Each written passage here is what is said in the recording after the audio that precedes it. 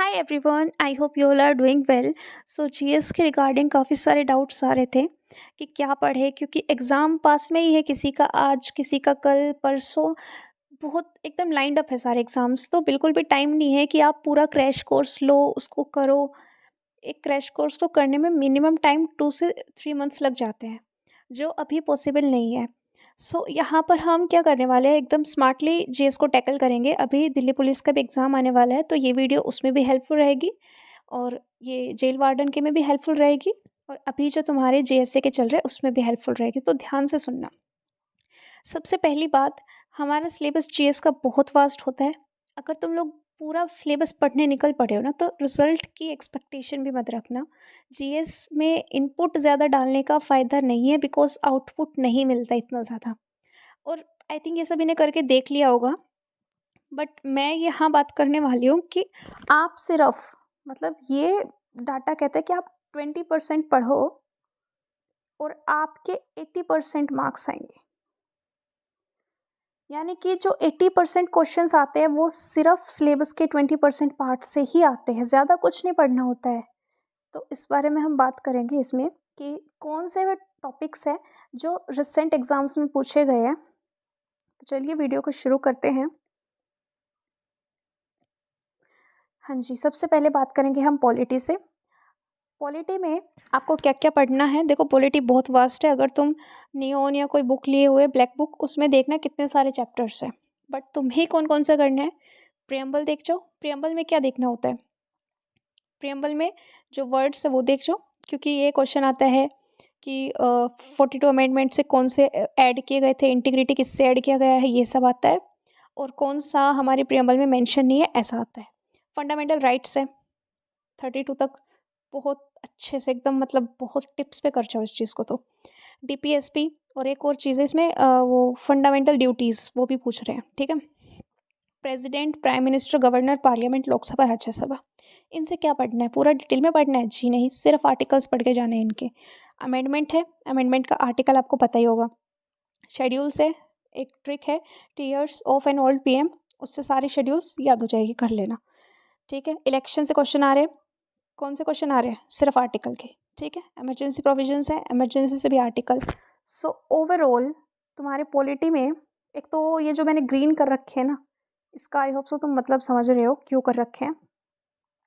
अभी जो एग्ज़ाम्स चल रहे हैं इनमें इन्हीं से क्वेश्चन पूछे गए हैं। जहाँ जहाँ मैंने ग्रीन कर रखा है, इसका मतलब ये है कि यहीं से भी क्वेश्चन पूछे गए हैं। बाकी तुम्हारा पॉलिटी में जो आ रहा है वो आर्टिकल्स है और शेड्यूल है, इनको बहुत अच्छे से कर जाओ, ठीक है। ये हो गया तुम्हारे पॉलिटी का। सब कुछ नहीं पढ़ना होता है, मैं दोबारा से रिपीट कर रही हूँ, मतलब थोड़ा सा स्मार्टली मूव करो, देखना तुम्हारे बहुत अच्छे स्कोर आएगा। जीएस में एक डिसेंट स्कोर जो होता है वो तुम ले जाओगे, ठीक है। ज़्यादा नहीं तो तुम 20 क्वेश्चन तो बना कर ही आओगे। मॉडर्न इंडियन हिस्ट्री, इसमें देखो क्या करना है। महात्मा गांधी, गांधी के जितने भी मोमेंट्स थे, चंपारण हो गया, नॉन कोऑपरेटिव हो गया, सब कुछ किस ईयर में हुआ, कहाँ पर हुआ, बहुत अच्छे से कर जाना, ठीक है। 1857 का रिवोल्ट देख जाना, ठीक है। और ये इंडियन नेशनल कांग्रेस, सूरत अधिवेशन कब हुआ, 1907 में, अच्छा इस टाइम पे कौन था, और ये नेशनल एंथम किस अधिवेशन में गाया गया, नेशनल सॉन्ग, ये सब देख जाना, ठीक है। इतना तुम्हारा मतलब मॉडर्न अच्छी खासी पूछी जा रही है।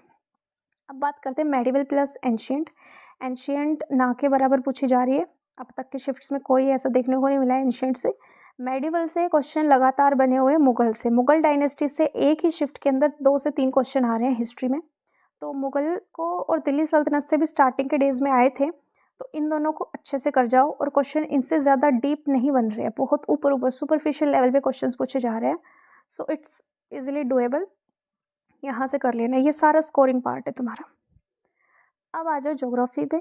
ज्योग्राफी में तुम्हारा क्वेश्चन क्रॉप से बनेगा कि झूम खेती के नाम याद कर लेना, कहाँ पर किस स्टेट में क्या बोलते हैं इसको। मॉनसून से क्वेश्चन बन रहे हैं, तो ये मॉनसून सारे देख जाना, north east, north west, south west, सारे मॉनसून देख जाना, किस रीज़न से कहाँ पर क्या होता है। बाकी जो इम्पोर्टेंट है इसके अलावा रिवर्स इम्पोर्टेंट है, ड्रेनेज सिस्टम, इसको कर जाना। अभी तक क्वेश्चन मुझे सिर्फ क्रॉप्स और मॉनसून से देखने को मिला है। Now Indian economy. इकोनॉमिक में भाई बहुत अंडरस्टैंडिंग बेस्ड इकोनॉमिक्स पूछी जा रही है, बिल्कुल ऐसा नहीं है कि तुमसे रटने वाली चीज़ पूछ ली लाइक 5 ईयर प्लान और वो अनएम्प्लॉयमेंट के टाइप्स, जी नहीं।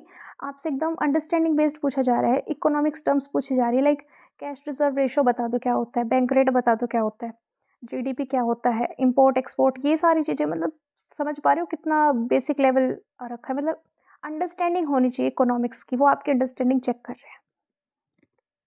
नाउ साइंस में आपको न्यूटन के लॉज पढ़ के जाने हैं, वर्क एंड एनर्जी पढ़ के जाने हैं, heat, light, acid, base, metal, non metal, human आई, मैग्नेटिक फील्ड और डिजीज, वैक्सीन्स, ये सब। लेकिन जिसमें ग्रीन मैंने जो कर रखा है ना, वो ज़रूर पढ़ना है। करंट अफेयर में सिर्फ 2025 का पढ़ के जाओ, ज़्यादा पढ़ने की ज़रूरत नहीं है और कोई वीडियो देखने की ज़रूरत नहीं है। जस्ट अ सेकेंड,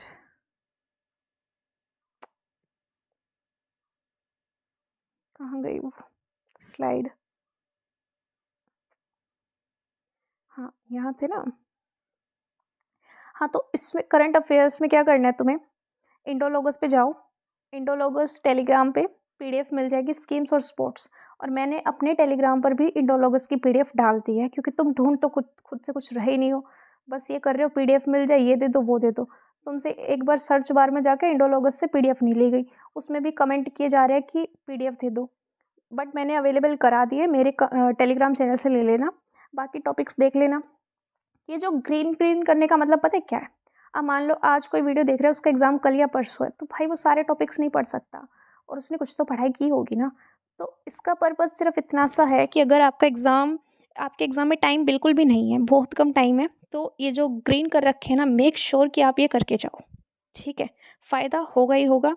लेकिन अगर किसी का नवंबर में एग्ज़ाम है, तो ठीक टाइम है इसमें, तो तुम और टॉपिक्स भी देख सकते हो, जिनको हम बोलते हैं कि ये तो आए हुए टॉपिक्स है, और जो मैंने नहीं ग्रीन कर रखे वे एक्सपेक्टेड टॉपिक्स है सारे हाई आइल्डिंग टॉपिक्स है, ठीक है? अब बात करते हैं आर्ट एंड कल्चर की। आर्ट एंड कल्चर से क्लासिकल डांस आ रहा है, बुक एंड ऑथर कॉन्स्टेंटली पूछा जा रहा है, हर शिफ्ट में आया है, ठीक है, ध्यान से करना। और जो पॉपुलर बुक्स है ना, वही पूछी जा रही है, ऐसे नहीं कि बहुत बेसिक बेसिक सब कुछ पढ़ने बैठ गए। इसके अलावा जो क्लासिकल डांस है ये डेप्थ में आ रहा है, इसमें तुमसे पूछा जा रहा है किस डांसर को कब पद्म भूषण, विभूषण, भारत रत्न ये सब मिला था, ईयर वगैरह, तो ये डिटेलिंग में, ठीक है, बाकी सब नॉर्मल है। तो अब आपको समझ में आ गया होगा जीएस में क्या करना है, अब कोई कन्फ्यूजन नहीं रहनी चाहिए। सबसे पहले जिनका एग्ज़ाम बहुत पास है, फर्स्टली जल्दी से करो भाई, ये जो ग्रीन कर रखे ना, ये टॉपिक्स उड़ा डालो। अगर तुम्हें कंटेंट नहीं मिल रहा ना, तो इधर उधर मत घूमो, अपना यूट्यूब पे सर्च करो, जो भी टॉपिक है उसका नाम, पीछे इंडोलॉगस पे भी अवेलेबल है यार शॉर्ट में, कोई टीचर कराएगा, उससे तुम्हें जीके कैसे याद होगी, जीके खुद से याद करनी होती है, ठीक है? अभी कोई कमेंट में पूछ रहा था कि आप करंट अफेयर्स पढ़ा दो, क्या चीज़ होती है मतलब करंट अफेयर्स में पढ़ाने की? मैं देख के बोली तो दूंगी ना, इससे ज़्यादा क्या कर सकती हूँ करंट अफेयर्स में? तो वही समझा रही हूँ मैं, GS is all about learning, तो उसमें समझने समझाने का कुछ नहीं है, स्पेशली तब जब तुम सिर्फ एग्ज़ाम ओरिएंटेड लर्न कर रहे हो। पूरा कोर्स कराना हो तो समझ में आता है वीडियो देखना, कि तुम्हारे कॉन्सेप्ट क्लियर करा दूँ मैं। अब तुम्हें चाहिए सिर्फ 1 या 2 दिन में पूरी जीएस खत्म हो जाए, तो वो तो रटनी पड़ती है ना। सो इस वीडियो में इतना ही। अगर किसी का अभी भी जीएस के रिगार्डिंग कोई डाउट रह गया हो तो पूछ लेना। मिलते हैं नेक्स्ट वीडियो में। Thanks for watching and make sure you subscribe my channel for such more videos.